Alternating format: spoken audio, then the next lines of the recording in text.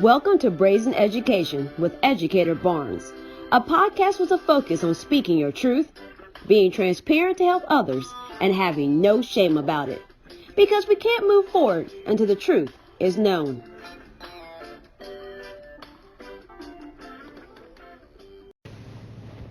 It's Educator Barnes here. Hey, good people.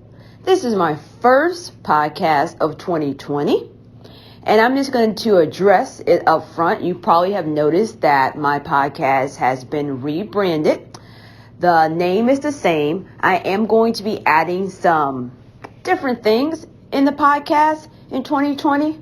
But the main thing you need to know is that I have decided to go completely autonomous. That means my podcast isn't being managed by anyone else except for me.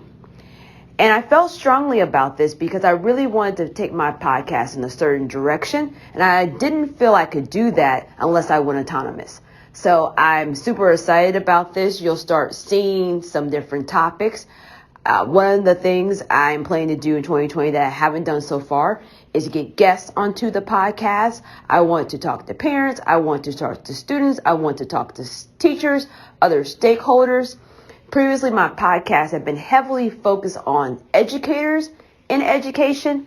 But when I think about the title of my podcast, Brazen Education, I really don't feel like I can do justice to the podcast if I only just focus on teachers. I need to focus on all stakeholders involved. And under my prior management, that was the real focus that was wanted because of how my podcast was previously associated. And so there's no ill will between myself and my previous management. Just about around May of 2019, I really knew that was something I was going to do. So I started laying out the groundwork to make sure that could happen. And when my podcast came up for renewal the first week of January, I could completely make that happen. And I did. So let's get on to the first topic of 2020. That is the importance of taking a step back. Unless you're living under a rock or you just don't care about the royal family. I mean, we are in the U.S. You probably have heard about Prince Harry and Meghan Markle, also known as the Duke and Duchess of Sussex. And they released a statement saying that they were taking a step back as senior members of the royal family. And across the pond, it's caused a big uproar. Celebrities such as Piers Morgan got on Twitter talking about Meghan Markle was ruining things, which I found horrible, I might add. But when I was thinking about this situation, first and foremost, I would say that Prince Harry really was giving us breadcrumbs and clues to this all along. And then how the media was treating his wife, really even before the wedding happened. At some point, you had to say, I'm just going to let these things continue to happen to the person I love, the person I'm married to, or I'm going to step up and I'm going to do something.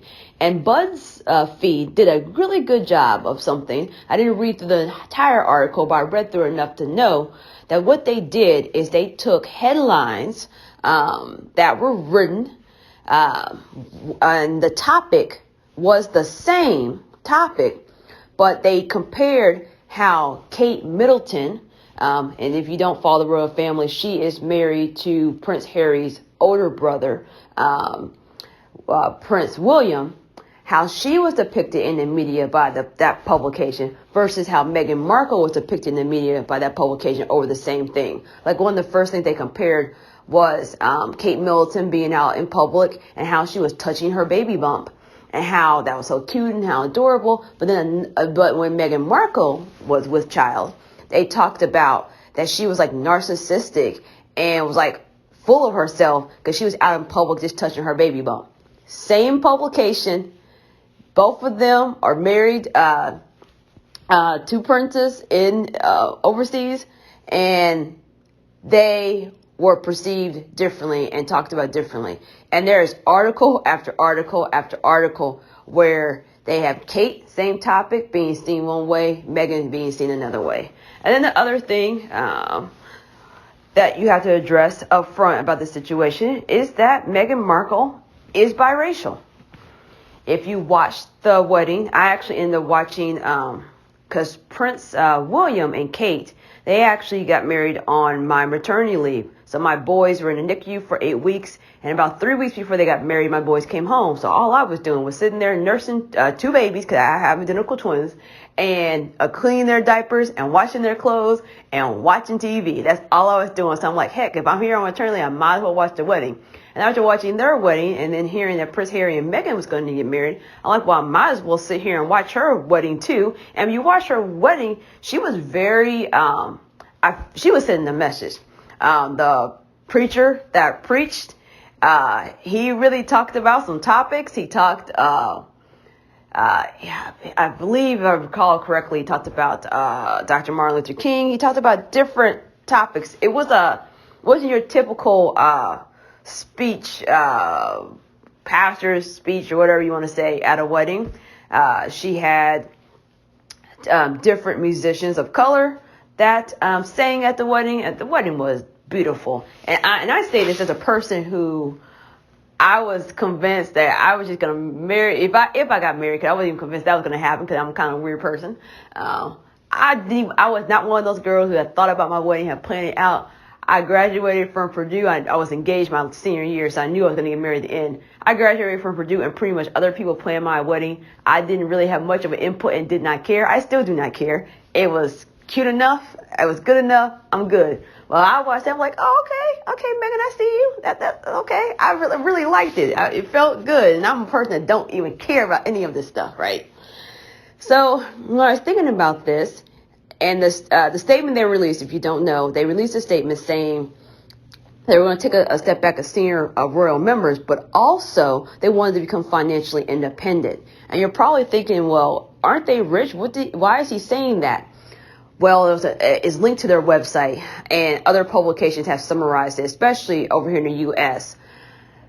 They talked about how they get some of their funding, I believe it was around 5%, from this sovereign grant. I was like, what is the sovereign grant? Because I didn't know what it was. So I read the whole thing about the sovereign grant, and they even provided a nice little graphic. Essentially, if you live in the UK, part of your taxes supports the royal family, and that is the sovereign grant. And in agreement, the money the crown brings in, part of that money goes back to the Commonwealth or back to the people. And then a percentage of that, like from the taxes, goes into the sovereign grant. So if you see the graphic online, which you can find if you go to the Duke and Duchess of Sussex website, it's kind of like a big circle, right? And they even list out some of the things the money is used for. Like one of the things that was on the list was like garden parties, travel, their security. So it's things like that. And then the Queen decides how much each person of the senior royal family. What I find interesting, because once he said he wanted to become financially independent, people were just like, Meghan's breaking up the family. She's taking him away. That was one side. Other people were like, well, there's a lot of racism over there. She's been treated horribly. He has the right to do this. And then people are like, I can't believe he's doing that. But what they even point out on their website is that they're not the only royal members who have sought to be financially independent, because one of the clauses of the sovereign grant, which was updated in 2012, says that they cannot hold a job, which is part of the reason why Meghan Markle stopped working. Because if you didn't know, she was an actress on the show Suits. I've never seen that show, so I don't know if it's good or bad or whatnot, or how she was on there, or if she's a good actress or not. I don't know. But that was part of her stop working.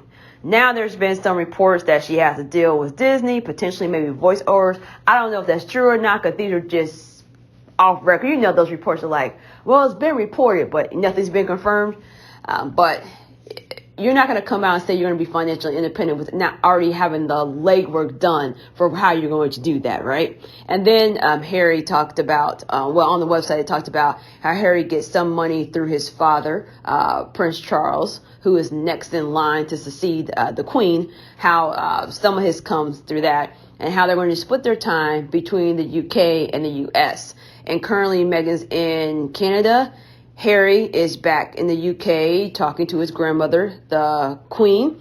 And they also, Frogmore Cottage, I believe it's called. That is the property they live in. And how that works that property is on the queen's property, but then she gave it to them to live in. And so his current plans, as long as negotiations and talks with the queen works it out in the way they want, is that they'll spend some time in North America, and sometime other time in the UK. And the other thing that's important to note is that they didn't even have their child have a royal title when they made the birth announcement, which apparently they got dragged for that too, because based on where their child is in the royal line or whatever, he would have or could have a title, because everyone, I guess if you get too far down, you're like part of the family, but you're not important enough to get a title. And being a person who's born and raised in the U.S. and just like reading about some of this stuff, I'm like, this is just too much. I'm like, especially when I was reading, like, y'all got some money these people are funding y'all lavish lifestyle, essentially. I'm not even sure why the monarchy is needed. And I'm sorry if you're listening from the UK, because my podcast did get an award last year, from overseas, from the UK. I got a podcast award, so not trying to offend any of those listeners.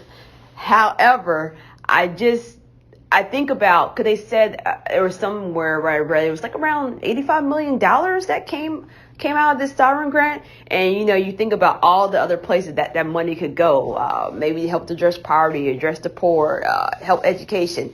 So for me, I'm just like, is this really needed? And could the monarchy just be self-sufficient? Do they really need this money coming from the taxpayers? I don't know. And the issue is probably more complicated than I know, because that's not where I was raised. That's not my culture. This is just me kind of saying what I know based on the bits and pieces we get over here in the U.S. But what I thought was important is the fact that it doesn't matter who your family is or who's in your family, even if you're quote unquote royalty, that sometimes you just need to take a step back. And it may be in several aspects. So today I'm going to talk about 4 areas where I think it's important that at some point in time you take a step back. And that is with family, friends, work, and your personal endeavors. So since we're already on the family train talking about Prince Harry and Meghan Markle, the Duke and Duchess of Sussex, let's just go ahead and keep on with that theme. Let's talk about family first. I will say, so I'm 36 now, will be turning 37 this year, getting closer and closer to the big 4-0, which I'm okay with. Already getting gray eyelashes. I don't even understand that. Like, I was fully prepared, guys. I was really fully prepared for my hair to go gray based on people on both sides of my family. Like, I was pumped for it. I was okay for it. I was not prepared in my 30s to start having gray eyelashes and not have gray hairs on my head. Like, I didn't even know that was a thing. And it's not, I will say I'm kind of annoyed about it. It's not that I care that they're gray. It's just weird and random. But anyway, around when I turned 30, we're back on track. Around when I turned 30, I made a decision that I was going to take a step back from my family. And not like my family that I'm married to, not like my husband and my kids, not that family. I'm talking about extended family, right? Because, well, some people were just toxic and they were just problematic. And not only were they toxic and problematic, they spent a lot of their time tearing down what I was doing, disagreeing with me, and just hated a lot of things that I believed. Even to the point that I wrote a piece called I Am Black Enough. And that's on my website, educatorbarnes.com. And you can see it on the blog, where I had family members, quote unquote, take my black card. And if you don't know what that is, to my followers who are not black, who don't understand what that phrase means, that's when other black people determine that because you don't know something or because you did something, you're not black enough. And so they ask for your card because you're not black. I've had it happen at work. People ask for my black card. I've had it happen in my family. People ask for my black card. I even had it with quote unquote black friends who taken my black card. And if you want to know what my 2 biggest offenses are currently for not being black enough, offense number 1 is not knowing how to play spades. And I just want to say a side note, how the hell is anybody supposed to learn how to play spades when nobody's going to teach you the game? Because every time a spade game starts popping off and you try to ask how to play spades, they don't got time to, they're like, you just got to learn it. See, I don't learn that way. So that's why I haven't learned spades. And I do not know how to do the electric slide. I just haven't learned it. At this point, I have no interest in learning it. Probably don't have no interest in learning it because at this point, it's like I just don't care. But I do know how to do the Cupid shuffle and the cha-cha slide if anybody cares about that. So because of some of those situations, I'm like, I can no longer deal with it. When I was 14 years old, my grandmother died. My paternal grandmother died. And when that happened, it was one of those situations where the wool was pulled off. I spent a lot of time with my grandmother. My grandmother we went to the same church with my grandmother. So I would see my grandmother every single Sunday. And then I would stay, my sisters and I, we would stay the whole summer with my grandmother. So even though my sisters and I, we are the youngest grandchildren, my grandmother has had great grandchildren and so on. But when you come to the grandchildren or the first cousins, we were the youngest, with my youngest sister being the youngest grandchild. And even though we were the youngest, we spent a great deal of time with her. But we were kids because, I said she died when I was 14. What we didn't realize were some of the things that were happening with other family members, such as people taking money from my grandmother and taking advantage of her. And she was aware. My father ended up getting involved because my father, for other people, have been what do you call it? Like the person responsible. I can't believe the name is slipping my mind right now, but y'all know who I'm talking about.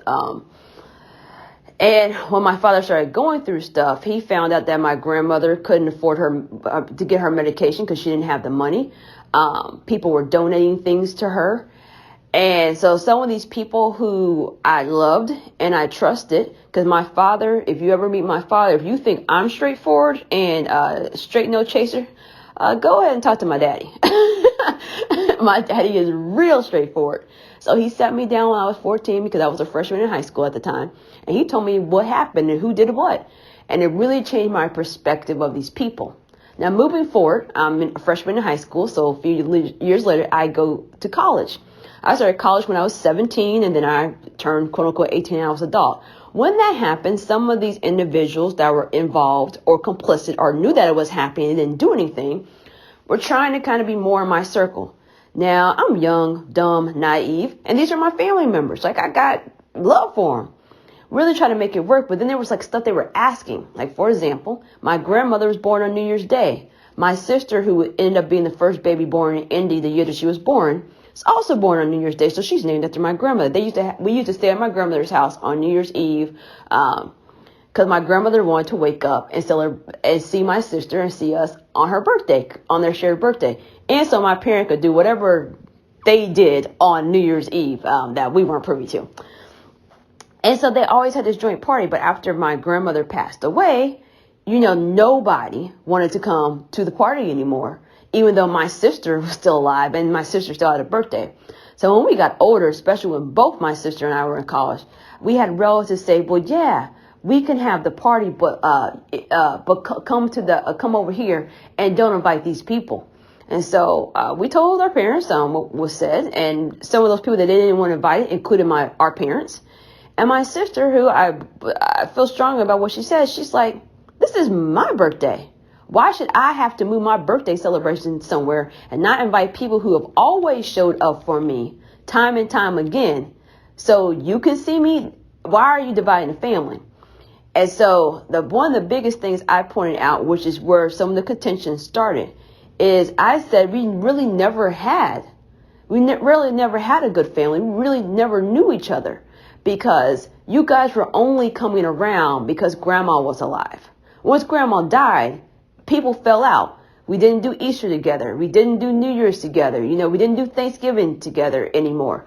Side note, Thanksgiving dinner still happens because at some point in time, my parents took over that event. So the people who come, like my daddy said, the people who come want to come. People that don't come, my dad said the same thing every year. We've had the same phone number for over 19 years. I think it's 20 years now. We've been in the same house for over 2 decades. They know where we are. They know we still hosting this dinner. They know what time it is. Ain't nothing changed. They're going to come or they're not going to come. But whatever they're going to do, I'm going to eat and I'm going to be good. And that is my dad's, that is my dad's truth. That's just how he is. But he's right. Because you can't let people, even though they're your blood relative, knee jerk you around. Sometimes you need to take a step back and you need to take a step away, and it's okay. And when you do that, there's a way to go about it. I wasn't nasty to people. I didn't get in an argument with them. Some of the family members, when they realized what I was doing, they even offered to meet with me. And I went to go meet with some of these people, and they were telling me some things. And I'm like, well, that's cool. But at the end of the day, the people that's been there for me for day one is my mother and my father. So if any part of this situation is asking me to participate in something that they can't be involved in, then this is a non-starter. It's not happening. I'm not going to choose you over the people who are there for me. And sometimes family members want to make you choose. And that don't work for me, because when stuff goes down and stuff pops off, for example, once I had my twin boys and they were in the hospital each for 2 months, I was in the hospital for 2 months. That was 6 months of medical bills. And even though my husband and I had never been behind on any single bill, and we had all our finances straight, we couldn't afford to pay the bill, send them to daycare, and for me to go out to work. I called up my parents, and my parents like, I got y'all. We will pay for the child care for one of the kids for the whole year so you can go back to work and not have to be out of work for so long. So you can use some of that money to pay off these bills. If I would have called any of those other family members and say, hey, I need help, they wouldn't do anything. And side note, I was on bed rest for 4 months, and things were really tough for my husband. They were tough because we weren't expecting that to happen. We didn't have anything. And I did call on some of those people. Did they show up and help? Hell no, they didn't.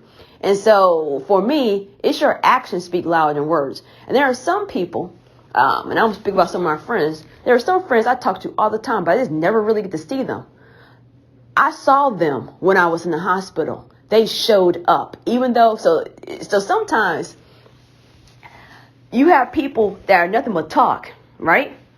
And then when the rubber hits the road and you need them in your corner, they weren't there. And I had people show up who themselves were in a bad spot. I had somebody show up who was pregnant, who was also a high-risk pregnancy, that showed up to try to help me while I was in the hospital, because she, at the time, was not in the hospital. And I'm just like, look at that.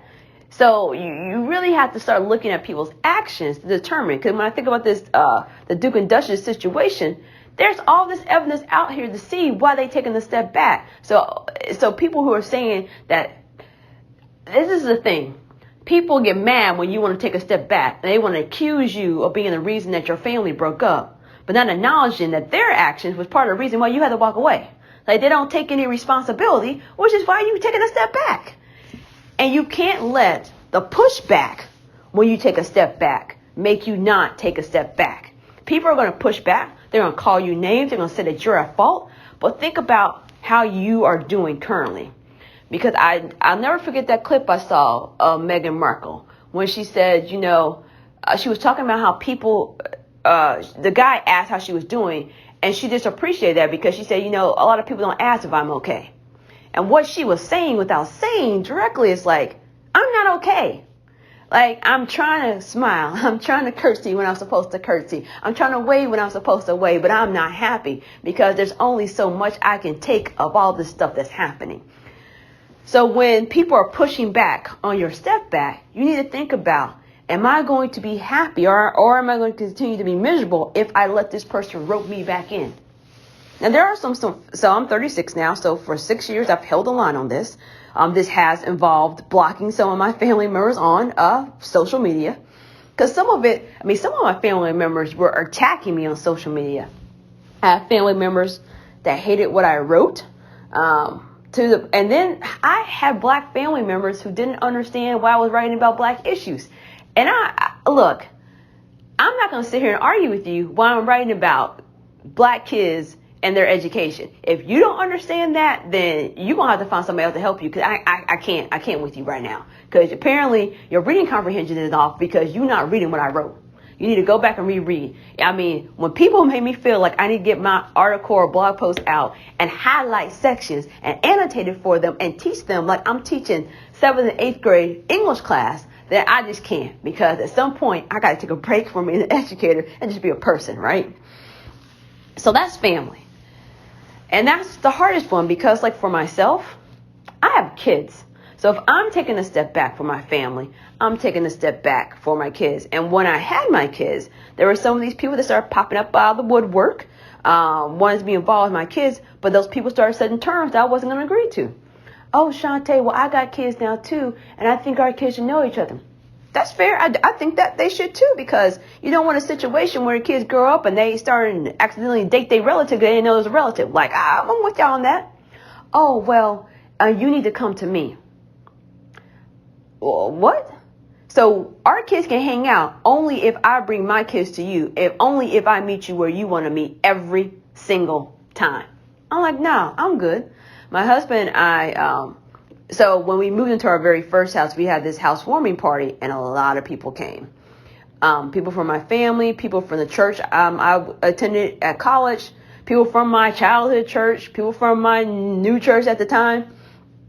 And so then that turned into a summer social. So we did one every summer. We did not have one this past summer because we knew we were moving and there was a lot of stuff going on. Which, oh my goodness. Side note here, I know I'm getting off on a tangent again. Because we didn't have the summer social, people thought we were mad at them. We got all these messages like Shantae, did we do something? We didn't get an invite. And I'm like, nobody got an invite. Like, there's stuff going on because we didn't want, at the time, we hadn't publicly said we were moving. We didn't want to talk about it yet because we were really overwhelmed by like moving houses and selling a house. Like, that was a lot going on. So we were just saying this year we decided not to have one. And so it got to the point we started getting so many messages about it. We just finally said we're selling our house. And when I said we were selling our house, that just made a bigger issue because people are like, I can't believe you're selling that house. Your house is so nice. I love your house. What is wrong with your house? Now, some of those same people have finally seen our newer house. They're like, oh, I like your new house. So people be tripping sometimes. Anyway, but with that social, some of those people I have invited every single year to my house, to the summer social. And they make up excuse after excuse after excuse after excuse about why they can't come. And then I had other family members who trying to be hashtag neutral and try to help mediate things. Not that anybody asked them to get in the middle of it. Instead, they nose in the business and mediate anything. They're all like, well, Shantae, you should be the bigger person and you should compromise. What type of relationship is a good relationship when you always have to do the compromising? Exactly. And if you know me, I'm not that type of person. I'm not going to sit here and compromise you all the time. My terms was, and I told my husband, if these people can never, ever come over to my house out of all the years we've been having it, we've had it for 12 years. For the 12 years we've been having it, nah, I'm good. For the other times I've invited, because it's not just that, I've invited them to other things. Oh, you consistently busy every single time over the last 12 years? No, I'm not playing these games. And I held my ground. Now, I've ran into some of these people at a wedding that happened and a couple of funerals. And so I introduced my children so my children know who these people are.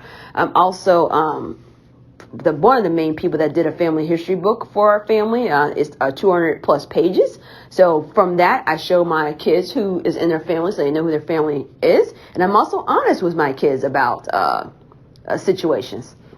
Because I really feel that honesty is important, because when you're not honest with your kids, you put them into a situation where somebody may try to manipulate them and set them up. And I don't want that, because if I'm distancing myself from this family member, you need to distance yourself too, because these are the things I know, and this is why we're distancing ourselves. Like, this person isn't trustworthy. This person may take advantage of you. You need to know that, because a lot of times we blindly trust people who are family members because they're family, but some of the worst betrayals that happen are from family members. So let's move on to friends.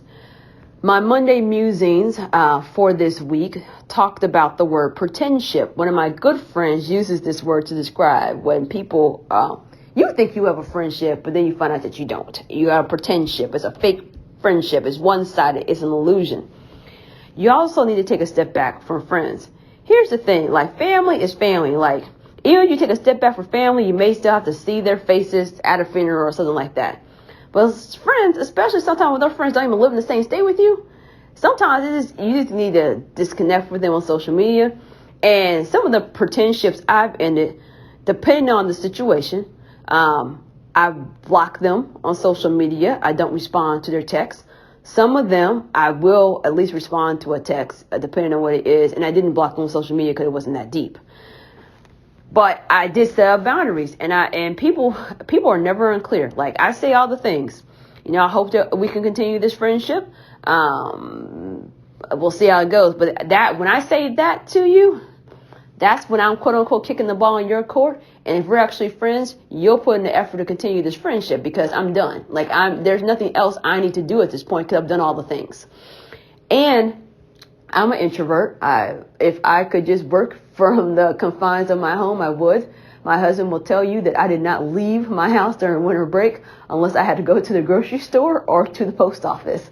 I did see my mom and dad a couple of times, but that's pretty much which my husband said doesn't count. You still at home. So, which is true because like I'll be over at my parents' house, with little slipper socks on, sitting there chilling, comfortable. So for me, I have always been very comfortable in my solitude being by myself. It was funny because the first event I hosted at my new house was my sister's New Year's Day party. We also celebrated her daughter's birthday, which their birthdays are in December. So it was like a triple birthday party for New Year's Day. Well, it is my house. So I also invited some of my friends over, and my sister, not my sister whose birthday it was, but our youngest sister. She said, she was trying to talk to my friend, and it came out something like, "Oh, well, I didn't know who you were. I mean, Shantae really don't have friends." And then my sister kept trying to rephrase. And my friend, who is a good friend of mine, she said, "No, I know. Shantae don't fool with people." She said, "I know what you're trying to say without saying it." Because my sister didn't know who this friend was because I do have friends. But the friends I have know that sometimes it's hard to get me out of the house. A lot of my friends come to my house because that's how strong our friendship is. They will actually come to my house because I don't like leaving my house sometimes. Like stuff like they want to go meet on Mass Avenue. I hate going down there. And I hate parallel parking. That whole thing is just whole extra stressful. And then I get down there and then I have to figure out how to walk to the place. And then I get all turned around. Like I am that person. You'll see a little short black lady with a little cell phone out. I got the Google Maps out, got the little walking thing out, trying to figure out where the heck I am based on where I parked. And then I'm looking around so I can walk back to my vehicle. See, all this type of stuff stresses me out. Like it stresses me out to the point that one time a friend and I were going to meet at a restaurant on Mass Ave. A week before, I actually drove down there to figure out where the restaurant was and then drove around to figure out where I could potentially park to figure out like the route for me to walk. Like this is the type of foolishness. And see, this is too much. See, now I live kind of close to Broad Ripple, so I'm better with Broad Ripple. So I have my go-to restaurants that I know where they are. I know where I'm going to potentially park and I know how to get there from wherever I parked. Yes, I know I have issues. I'm working on them, I guess. Same thing with downtown. I hate going down there too. Hate it. So I don't really care if you say my friend or not. If I have no friends, I'm going to be good. Like the best friendship I have was with my husband. So like I'm good. But friends I say friends are family by choice. That's how I look at my friends. Like I really treat my friends like I would treat my family. I check on them. I look out for them. I care about them. But when the friendship's becoming toxic, when it's becoming one-sided, when it's all about what you can do for them, you need to take a step back. And step back, I probably should have defined this first. It's like kind of just getting the eagle-eyed view of what's going on and then making some decisions. Because it's really hard to make decisions when you're in it. You're in the mess. You're in the situation. And then if you're hearing people say things, one of the things, one of my mentors another thing is like I don't really worry about having friends because I do have good mentors who are really helping me on my life path. Says, well, how is that working for you, Shantae? Essentially what that person was saying is I've sat here and listened to you complain about this situation. So it doesn't sound like it's working. So what are you going to do about it? Continue to stay in it and keep complaining and be frustrated and irritated and agitated? Or are you going to do something? And if you're going to be my friend, you have to be able to look me in my face and talk to me like that, because I don't do well with friendships where we're just all like hunky-dory and all nice. I need a friend to be like, Shantae, you said you was trying to lose 10 pounds and you up here ordering like 2 slices of cheesecake. What you doing? And not be afraid of me. I don't find myself intimidating. Some people said that I have intimidated them, but I read this article that was about black women, and it was talking about reframing the narrative. And it was really in the situation in the workplace where white people said that you're you intimidated them. And they're like, no, you are intimidated by me. It doesn't mean I'm doing things to intimidate you. Like shift the narrative. But if you're going to be my friend, I want someone who's going to be honest with me. I want someone to be like, Shantae, you're not healthy right now. I really think you should go to the doctor. Shantae, I don't know if that school is a good school for you to go work at, because this is what I heard about it. I think you should think about it. Shantae, what's going on with your kids and the school? Like, I need somebody in my life like that. I need a real friend. And then I'm that person for them. Like, I can't be friends with people who can't hear critical feedback. Like, I just can't deal with those people. And I can't be friends with someone who won't give me critical feedback. That's what I need in a friendship. Maybe you don't need that, but that's what I need. So let's move on to work, taking a step back from work. Work is where we spend most of our time. If we're going to keep it real, if you're going to be technical, because I got those technical followers out there, I love y'all too. You do spend the majority of your time at home, but most of that time is sleeping, right? So the majority of your active time when you're up, to be more concise and more precise, is at work. And a lot of us go all in. I actually sat on an interview committee the other day, and we always ask people about work-life balance, because like being in education is hard work. And so we asked a question around that, and the person's like, I'm just all in, I just don't really have. And I'm like, and we talked about how, because like we're adding like a self-care day, like my principal's really trying to be more intentional about it. Like, she gave the administrators a work from home day, so we could just work at home and do our jobs. I was like, what? And then she gave us a free pass, free choice of anything in the book. So essentially, Shantae about to have 2 work from home days during the second semester, and she can give us that same little gift every single year. I'll be straight. But sometimes you got to take a step back from work, because you are doing too much. You are too full all in, and sometimes we do all this extra stuff. If especially in your education, right? You do all this extra stuff for the kids, and some of the extra stuff you don't need to do. Or you are doing it out of fear because you think you're going to lose your job. I've said to teachers, you can tell me no, you are not going to lose your job. This is not going to affect your evaluation. I've had to say that, because there is a fear in education that if I'm recommended for something, I can't say no. If I'm asked to do something, I can't say no. Like, a consequence going to happen, or I'm going to get blackballed. And the fear is real, because there are places that will do crap like that. They will blackball you. They will be like, Shantae difficult to work for. She's going to be advocating for herself and saying no and things. But I always said, what I'm most known for is the piece, Teachers Quit Principals, Not Schools. And now that I'm in administration, my biggest fear is that I become the person I wrote about. So that is in the forefront of my mind. So I think about, what do I have to do differently so I don't become that administrator that people fear. I don't become that administrator that people that can't say no to. I don't become that administrator where people are like, my kid is doing sports right now. I really need to be more all in with my family right now. I really can't make any more after school commitments during the third quarter, but fourth quarter, I want people to feel like they can say that to me. And because teachers have had so many experiences where there's been that fear, I know I have to keep saying it. I got to keep saying it until they believe it. And there are teachers, I say it to repeatedly. And then I try to do things, because my current principal lets us do an early release perk, which means I can let a teacher go home 30 minutes before their contract time ends. And our contract time ends well after the kids leave. So they're not leaving while kids are in the building, just to clarify. And sometimes I'll give them that, and they're like, well, can I really leave? And I'm like, yes, go home. But you don't need me to say, go home. And sometimes I have to say 3 times, go home, to somebody, because this is new. But I appreciate how my principal is really trying to be focused on self-care, because sometimes we're at school, we are tired, we're beat down. Right now we do access, you've been on your feet all day. Like, you need to go home, you need to rest. And I know it's only 30 minutes because, we can't really give too much longer time, because then it would run into the school day where we have students. But 30 minutes is something. 30 minutes may mean you get home before rush hour traffic, especially if you're driving further from the school. 30 minutes may be an extra 30 minutes for you just to chill on your couch and watch Netflix before you come back the next day, right? But we feel like in this society, it's go, go, go, work, work, work. Social media is going around the clock. We feel like we just can't take a step back.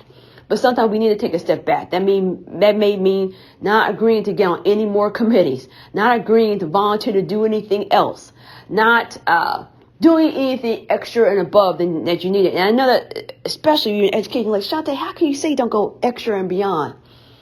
Do you really need to spend 2 extra hours taking your bulletin board down and putting it back up and doing all these little decorations and cutting all this extra stuff out? Will the kids be all right if you don't do that? They will.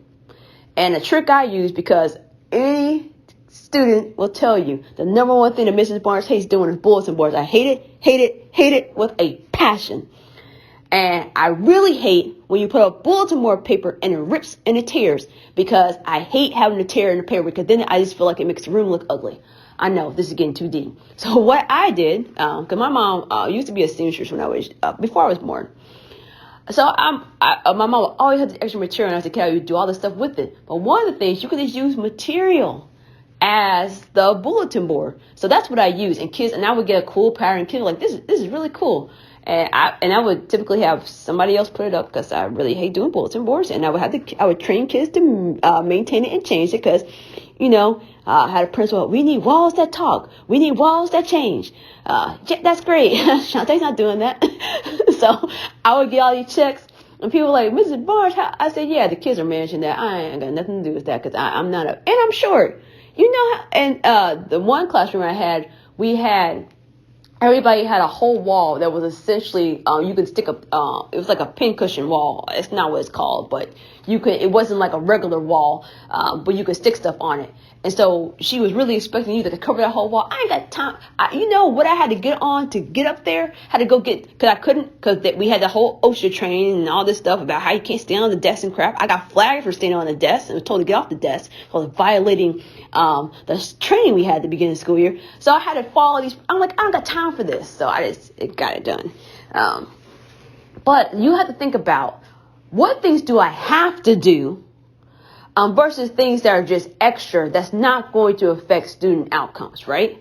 I'm not saying like don't buy a box of pencils when you know your kids are not going to have stuff to write. That is going extra and beyond, but it's needed, okay? I'll keep that in mind. And the last thing is personal endeavors. 2019, I was a freaking workhorse, and it was decently managed-ish, yeah.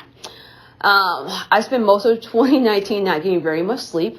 One big factor of that is that the bed I sleep in sucks. My husband and I, it's our first bed that we got when we first got married. We didn't have much money. So literally the bed started falling apart a year into our marriage. We had so much fear when the movers moved our bed from our old house to our new house that we thought it was going to fall apart.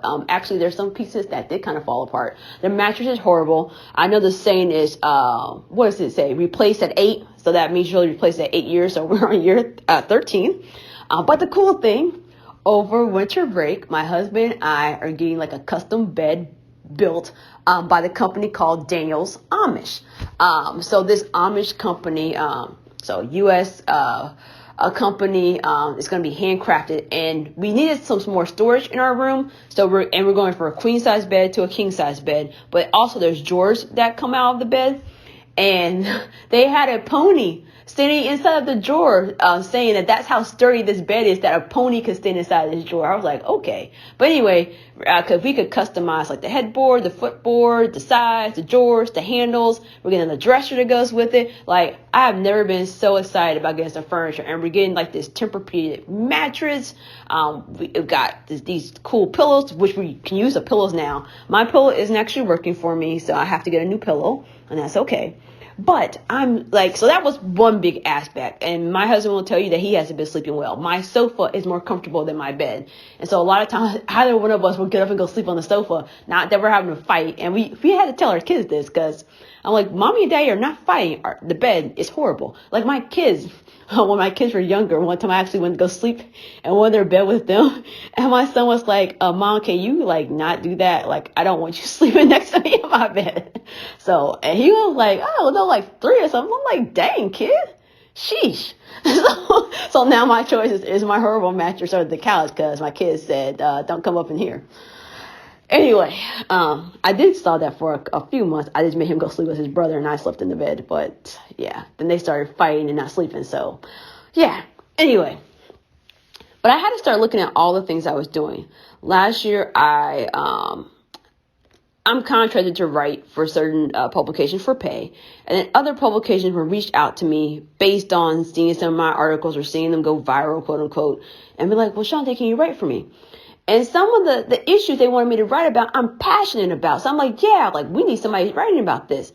And then they were like, Shante, and one publication in particular, who I got recommended by a person, they're like, well, this publication got a big grant to add on more writers. I think you should go ahead and accept that writing, because their whole thing was you got to write a few pieces, we got to see how they do, and then we'll work out compensation. Did all the things. Things went well because I don't want to name the publication or give a hint. I'm not going to say what things went well with that. And at the end of the day, like we kept going back and forth. And then I was just like, and then I reached out to some other black people that were approached because we were approached because they wanted the black voice, but they didn't want to pay the black voice. And they were like, yeah, we cut them loose months ago because they're not trying to pay us. And so I wrote to them. I said, it's really hard to want to write for a publication that claims they're out here for issues for equity. They claim they're out here for black people, but won't pay the black voices, because essentially they run black voices because they were getting flattered, or some of the comments are back were like, you are having these white reporters report on this stuff, but they're not covering the angles that the black community wants to cover. So of course they do the quote unquote right thing and get black people to write, but then they don't want to pay them. And I was like, yeah. So there was an article I saw that was talking about what black women are going to be taking in 2020. And I quoted it in my Monday Musings this week. Says that you're going to pay Becky. So if you're going to pay Becky, you can pay me. And I even had white bloggers here in Indy say, hey, Shante, can we meet? You know, I know you're right. We should connect. Sure. And a lot of times they're going to pay for the meal anyway. So, hey, go ahead and get my free meal. I'm not going just for the free food because I am picky about what I eat. But anyway. Then I tell them all the things, like you need to hire black people. You need to have, black voices. You need to have black people on your website. Tell them all the things. And then I'll hear from black people. Oh, yeah, they said they're going to give me exposure. And so I just started taking a step back from some of these personal endeavors and some of these personal things I was doing, because I'm like, this isn't working for me anymore. And I don't want to do all these things. And then my husband and I started a publishing company. I'm also in a doctoral program right now. And I'm like, what is the most important thing to me? What are the things that are actually on the path I'm creating? And some of these things were on the path.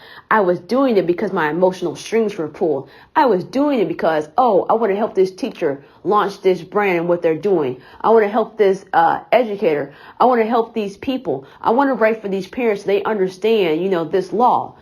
And I was getting emotionally pulled when I already had a forum and a place to talk about those issues, instead of trying to spread myself thin for the sake of exposure. And I don't even care about it, because they'll tell me from time to time, Shante, this quote unquote went viral or whatnot. And I'm like, okay, but I don't sit there and be counting how many times something got liked, how many times something got shared, how many times I got tagged and all that stuff. I do try to do my due diligence. If I get tagged in something, I do try to retweet.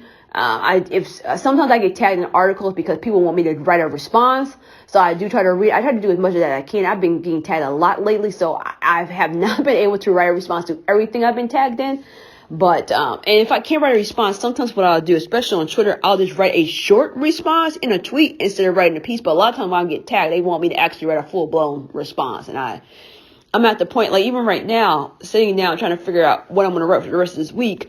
I have 10 things that I could potentially write about this week. And I'm just like, okay, Shante, you got to pick the one that's going to be the highest leverage, or the one that you're most passionate about, that you can't respond to everything or write about everything. So I really narrowed down my personal endeavors. So moving forward in 2020, one of those things, like I said at the beginning, taking this podcast and being autonomous with it, being able to do my own thing and taking it in a direction where I believe it needs to go. Really focusing on my doctoral program and determining what I'm going to do for my dissertation. Ending my board memberships for a couple of boards. So I've already put in my set time saying when I'm going to come off these boards. I'm on a couple of other organizations. I'm helping, because one of my mentors says, Shante, one of your issues of why you're leaving, you're afraid that if you, the black person, leave, there won't be a black voice. Find yourself a replacement. So I've been actually looking for a replacement for myself, because I am passionate about something to work, but it can't always be me. So I'm replacing myself on some of the committees I sit on. And then also committing to not making, because right when 2020 started, I already had somebody reached out to me and said, hey, we're trying to get this. And I said, because I asked all these things, I always ask, are you going to pay? And the reason I ask, are you going to pay? Because if I get approached, a lot of times, if I say no, they'll approach somebody I know, and people will come and ask me, well, Shantae, what do you think about this business, this publication? So I ask this, even though I know I'm going to say no, I ask the questions. So when someone else asks, I can tell them, because sometimes, depending on your quote unquote status online, they'll tell you more stuff because they're trying to get you to say yes. They would just tell someone else, like the backup to you. So I asked this information, but I just told this place no. And then when I went on their site and saw what they're doing, I'm like, well, y'all don't even got really that much going on right now. And it is so hard to start something from the ground up, and I don't have the time to start anything else from the ground up. I told that person no. There was another person, because I publish books now. I'm currently working on a book. You know what? I'll let y'all know what it's called. It's called Dear Curly Hair, I Love You. It's an educator. Her actual last name is Barnes, but we are not related. So it's going to be the first book my company published that I'm not related to the author. And we're actually going to be doing more books. So I've had other people like, well, Shantae, publish this book. And I've taken a few authors here locally and ripped some of their manuscripts to shreds, because I am an English teacher. I am an editor. And said, like, this is not ready. Like, it's not ready for me to publish. It's not ready for nobody to publish. And here are all the things that you need to fix before you go pitch to anybody else. And so I've also had a mentor that told me to stop doing that for free. I have a hard time sometimes charging some people, especially other people who I know they're trying to do something good. But they said you also need to not have people take advantage of your expertise, and you need to take care of yourself. So I'm probably going to do a lot less of that for now, because that's not really my main goal. My main goal is for people to follow the process that my company has established, which is, if you want me to potentially publish you fill out my application and you submit a completed manuscript. Because one of my frustrations as an editor, especially dealing with recruiting new writers and dealing with people, oh, well, I want to write, I kind of write. No. Like, news stories drop every day. Things happen every day around the clock. Like, I don't need someone like, well, no, I need someone who has something done, who has evidence that they can get something done, because I'm not going to work with what I'm going to. Well, I probably will finish. Like the person I'm publishing, I felt strongly about the content, has a very good storyline. Right now, we are in the revision process. We have gone rounds and rounds and rounds. And like, I tell you, like, the other thing I guess I can tell y'all on this podcast is, like, both of my son's books, which are the first two books my company published, because my company is named for my sons.